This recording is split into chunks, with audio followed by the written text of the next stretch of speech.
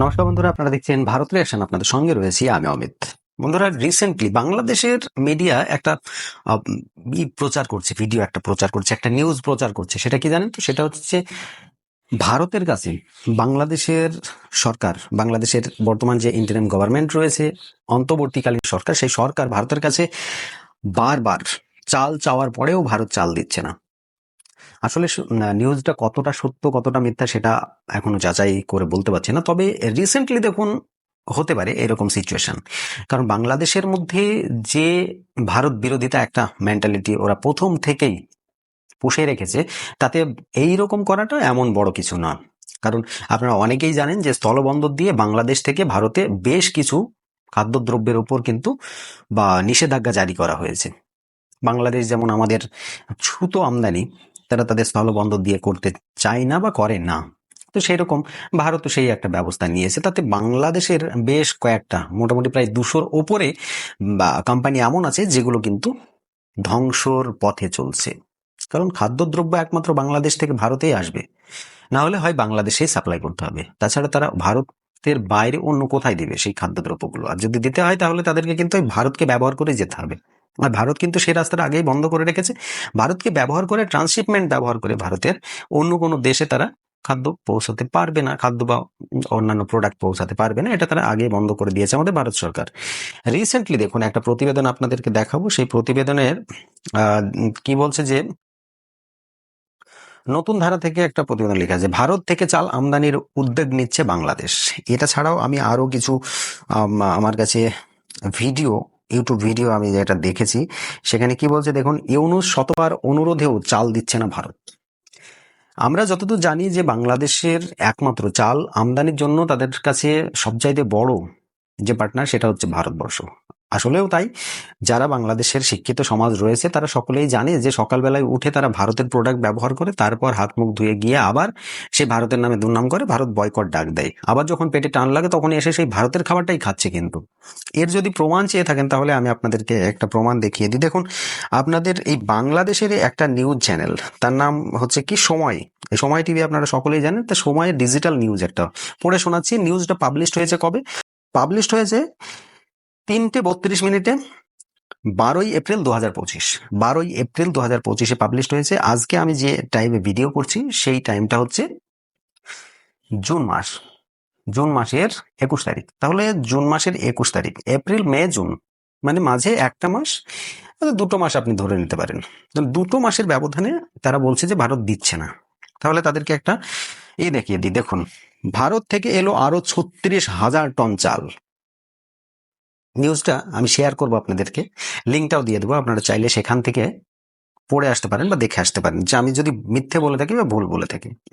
কি বলছে, ভারত থেকে আমদানি করা আরো 36,100 মেট্রিক টন চাল বাংলাদেশে এসেছে। এ চাল আমদানি করেছে খাদ্য অধিদপ্তর।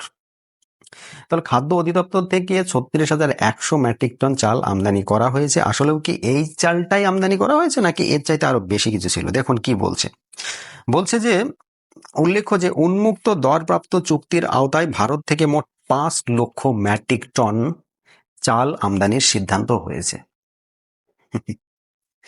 একবার ধারণা করতে পেরেছেন? 5 লক্ষ মেট্রিক টন চাল ভারত থেকে তারা আমদানির সিদ্ধান্ত করেছে। অথচ সেই সরকার চীনে যায়, সেই সরকার অন্য দেশে যায়, গিয়ে ভারতের সম্বন্ধেই খারাপ খারাপ কথা বলে আসে যে ভারত আমাদের অ্যাগ্রেশন দেখাচ্ছে, ভারত আমাদের সেই দেখাচ্ছে, ভারতের 7 সিস্টারের ল্যান্ড লকড, আর এর জন্য আমরাই একমাত্র গার্জিয়ান। এরা বিভিন্ন রকম কথা তারা বলে থাকে।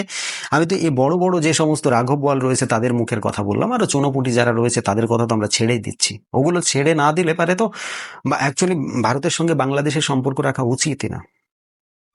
কি বলছে আরো দেখুন, এই মধ্যে বলছে যে এর মধ্যে 9টি প্যাকেজে মোট 4,50,000 মেট্রিক টন চাল আমদানি চুক্তি হয়েছে। তার মধ্যে সেই চুক্তি অনুযায়ী 3,17,000 মেট্রিক টন চাল দেশে এসেছে। 3,17,619 মেট্রিক টন চাল দেশে পৌঁছেছে। তাহলে একবার বুঝুন তো, যদি এত চাল ভারত থেকে আপনারা শুধুমাত্র নিজেদের খাবার জন্যই নেন, তাহলে পারে সেই দেশের খাবারটা খাওয়ার পরে আবার কেন আপনারা ভারতের বিরোধিতা করেন? আজকে ভাবুন তো, এই 50 লক্ষ মেট্রিক টন চাল যদি ভারত থেকে না যায়, তাহলে বাংলাদেশের পরিস্থিতিটা কি হবে? বিশেষ করে বাংলাদেশের যে সমস্ত মৌলবাদী সাধারণ মানুষ যারা রয়েছে আর কি, মৌলবাদী জেহাদি মেন্টালিটির যে মানুষগুলো রয়েছে, তারা তো এগুলো বুঝতে পারবে না। বুঝতে পারবে কারা? সরকারে যারা বসে রয়েছে। দেখুন, ভারতের সঙ্গে ততক্ষণ আপনি ভারতের মানে বাংলাদেশে বসে আপনি ততক্ষণ ভারতের গুরুত্বটা বুঝতে পারবেন না, যতক্ষণ ভারত আপনাদেরকে একটা জায়গায় পৌঁছে না দিচ্ছে, মানে দেওয়ালে পিঠ না ঠেকিয়ে দিচ্ছে। আজকের পরিস্থিতি এক্স্যাক্টলি সেটাই হয়েছে। যদি চাল চেয়ে থাকে আর যদি ভারত সরকার বলে যে না আমি দেব না, বা যদি কোনো রকম রেসপন্স না করে থাকে, তাতেও কিন্তু বাংলাদেশিদের জন্য অত্যন্ত মানে রিস্কি বলা যেতে পারে। সরকার টু সরকার চাল আমদানির জন্য তারা কিন্তু বলছে যে বাংলাদেশ ভারতের কাছে বারবার চিঠি দিচ্ছে, তাতে ভারত সরকারের তরফ থেকে কোনো রকম রেসপন্স দেওয়াই হচ্ছে না।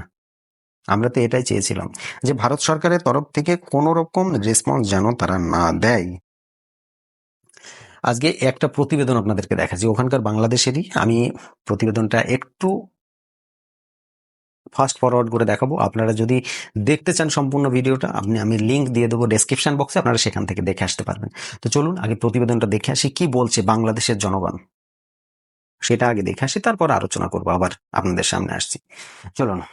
সবাইকে প্রীতি ও শুভেচ্ছা। আরো একটা খবর আপনাদের সামনে নিয়ে আসলাম। আপনাদেরকে বলেছিলাম বাংলাদেশকে দমন করতে ভারতের একটা বুলেটও খরচ করতে হবে না, শুধু ভারতের বাংলাদেশকে দেওয়া সুযোগ সুবিধাগুলো কেটে দিলেই বাংলাদেশ খুব সমস্যায় পড়ে যাবে। তো এখন এই নিউজে বলা হচ্ছে ভারতের দরজায় চাল চেয়ে দাঁড়িয়ে ইউনূস সরকার, সারা মিলছে না। অর্থাৎ এর আগে আপনাদেরকে বলেছিলাম যে ভারত চাল রপ্তানিতে বাংলাদেশে নিষেধাজ্ঞা জারি করেছিল। তো এখন বাংলাদেশে যে চাল আমদানি অন্যান্য দেশের তুলনায় ভারতের খরচ অনেক কম, ফলে বাংলাদেশের নাগরিকরা কম টাকায় তুলনামূলকভাবে চাল খেতে পারে ভারতের কাছ থেকে চাল আমদানি করতে পারলে। এখন সেই চাল যদি অন্যান্য দেশ থেকে আনতে হয়, সেখানে দামও বেশি, আবার পরিবহন খরচ অনেক বেশি, যার ফলে চালের বাজারে দেখবেন প্রায় সময় ঊর্ধ্বগতি দেখা যায়। তো এখন এই সমস্যাকে নিরসন করার জন্য বাংলাদেশ সরকার দিল্লির কাছে কয়েকবার চিঠি জানিয়েছে। খবরের সংবাদে বলা হচ্ছে ভারত থেকে চাল আমদানির অনুরোধ জানানো ইউনূস সরকারের ভারত বিরোধী অবস্থানের কারণে বাংলাদেশ এখন কূটনৈতিকভাবে খাদ্য আমদানিতে চাপে পড়ছে। বিশ্লেষণ দেখুন, বাংলাদেশের খাদ্য নিরাপত্তা নিয়ে আবার উদ্বেগ দেখা দিয়েছে সরকারি পর্যায়ে। G2G ভারত থেকে চাল আমদানির জন্য একাধিকবার অনুরোধ করলেও সারা মিলছে না নরেন্দ্র মোদীর প্রশাসন থেকে। বিশেষজ্ঞরা বলছেন এর পিছনে কেবল অর্থনৈতিক নয়, রয়েছে তীব্র রাজনৈতিক কূটনৈতিক অস্থিরতা। ভারতের দৃষ্টিতে বাংলাদেশের অন্তর্বর্তী ইউনূস সরকার এখনো একটি বৈরতাপূর্ণ প্রশাসন হিসেবে বিবেচিত হচ্ছে। খাদ্য মন্ত্রণালয় জানায় প্রথমবার জানুয়ারি, দ্বিতীয়বার 18 মে পররাষ্ট্র মন্ত্রণালয়ের মাধ্যমে ভারত সরকারের কাছে অনুরোধ জানানো হয় সুলভ মূল্যে নন বাসমতি সেদ্ধ চাল আমদানির জন্য একটি সমঝোতা স্মারক, কিন্তু এখনো অগ্রগতি হয়নি, ভারত থেকে জবাবে আসেনি। খাদ্য মন্ত্রণালয়ের উচ্চ পর্যায়ের একটি সূত্র বলেছে ভারতের নিরাপত্তা কেবল আমলাতান্ত্রিক জটিলতা নয়, এটি স্পষ্ট রাজনৈতিক বার্তা। 2024 সালে পর্যায়ে রাজনৈতিক পরিবর্তনের ফলে ভারত বাংলাদেশ সম্পর্ক ক্রমশই শীতল হয়েছে। ইউনূস সরকার ঘনিষ্ঠ মহল, এমপি জামাতের ভারত বিরোধী অবস্থান, আন্তর্জাতিক মহলে ভারত ভিত্তিক বক্তব্য দ্বারা দিল্লিকে করেছে সন্দিহান। ডক্টর মোহাম্মদ ইউনূস আন্তর্জাতিক বক্তৃতায় ভারতের ভূমিকাকে প্রশ্নবিদ্ধ করা ও অভ্যন্তরীণ রাজনীতি ভারতকে প্রতিপক্ষ বানানো তাদের কূটনৈতিক দৃষ্টিকোণ থেকে অস্থিরতা করে করছে। এরপরে 9 এপ্রিল ভারত একটা বন্ধ দিয়ে বাংলাদেশে থার্ড কান্ট্রি ট্রানজিট সুবিধা বাতিল করে, যেটা আপনাদেরকে বলছিলাম যে বাংলাদেশ ভারত কয়েক সুবিধা বাংলাদেশকে দিত। একটা হচ্ছে যে ভারত এয়ারপোর্ট ব্যবহার করে বাংলাদেশ সুলভ মূল্যে বিভিন্ন দেশে রপ্তানি করতে পারতো গার্মেন্টস পণ্য, সেটা বন্ধ করে দিল। তারপর নেপাল, ভুটানে ভারতের উপর যে ট্রানজিট যেত সেটাও বন্ধ করে দিয়ে বাংলাদেশ রপ্তানি বন্ধ, এবং সেভেন সিস্টার্সে বাংলাদেশ যে মালামাল রপ্তানি করতো সেগুলো বন্ধ করে দিয়েছে। এবং সর্বশেষ যেটা যে ভারতের যে রেললাইন প্রজেক্ট 5,000 কোটি টাকা, 5,500 কোটি টাকা, যেখানে অসংখ্য মানুষের কর্মসংস্থানের সুযোগ রয়েছিল বাংলাদেশে, সেটা বন্ধ করে দিয়েছে। কিন্তু পক্ষান্তরে আমরা এখনো পর্যন্ত কোনো কিছু দেখলাম না বাংলাদেশ বাতিল করতে, অর্থাৎ বাংলাদেশ থেকে ভারত এখনো পর্যন্ত কোনো সুবিধা দেয়নি, এটাই প্রমাণ করে। সর্বশেষ ভারত চাল রপ্তানিতে নিষেধাজ্ঞা দিয়েছে, যার ফলে বাংলাদেশ এখন চালের বাজার অস্থির অবস্থা রয়েছে। সেটা বিদেশ থেকে আনলে অনেক মূল্য পড়ে, কিন্তু বাংলাদেশ বারবার, অর্থাৎ জনরোষ সৃষ্টি হবে ইউনূসের বিরুদ্ধে চালের মূল্য যদি এইভাবে বৃদ্ধি পেতে থাকে। এখন এই জন্য ইউনূস বারবার ভারতের দরজায় করা আছে, কিন্তু ভারতের কোনো সারা শব্দ পাওয়া যাচ্ছে না। আমার সাথে যুক্ত আছে সাংবাদিক আতার হাওলাদার। জনাব আতার হাওলাদার, আপনাকে স্বাগতম। আপনি এই যে ভারতের কাছে অনুরোধ দেখি বলবে। দেখেন, ভারত সরকার বারবার একটা সতর্ক বাংলাদেশ সরকারকে করেছে বা ইউনুসকে করেছে, সেটা হচ্ছে তারা নির্বাচিত সরকার চায় এবং ভারতের বিরুদ্ধে যে প্রোপাগান্ডা আছে বা ভারতকে যে উস্কানি দেওয়ার যে কাজগুলো আছে সেগুলো বন্ধ করা যায় না। কিন্তু ইউনুস কিন্তু এই কথাটা বন্ধ করেনি, বরং উত্তর সে কিন্তু এই কাজটা করেই যাচ্ছে এবং তার উস্কানি দিয়ে যাচ্ছে। স্বাভাবিকভাবে ভারত কিন্তু, আপনি যতগুলো সুবিধার কথা বললেন, এই সুবিধাগুলো বাংলাদেশের বন্ধ করেছে।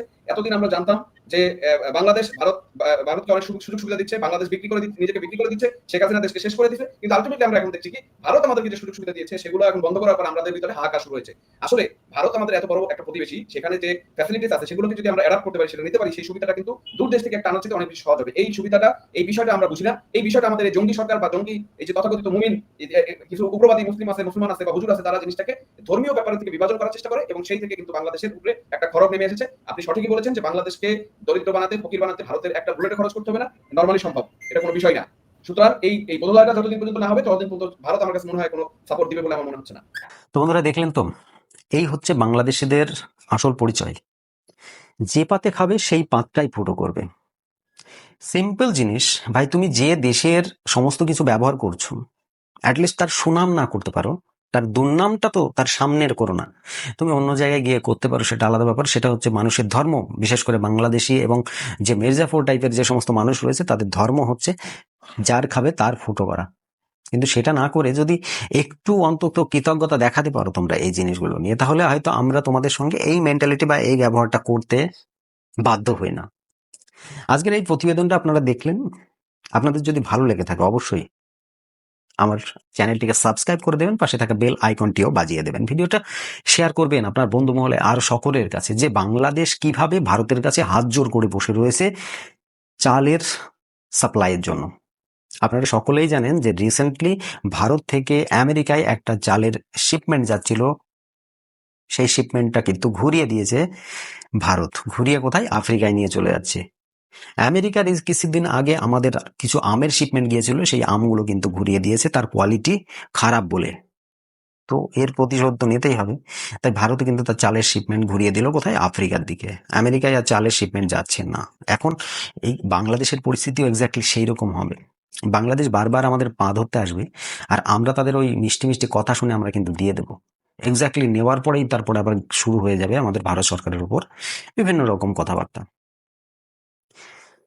আপনাদের কাছে একটা ছোট্ট কোশ্চেনও করে যাব, ভিডিও শেয়ার করার সঙ্গে সঙ্গে কমেন্ট করে কোশ্চেনটার উত্তর দিয়ে দেবেন।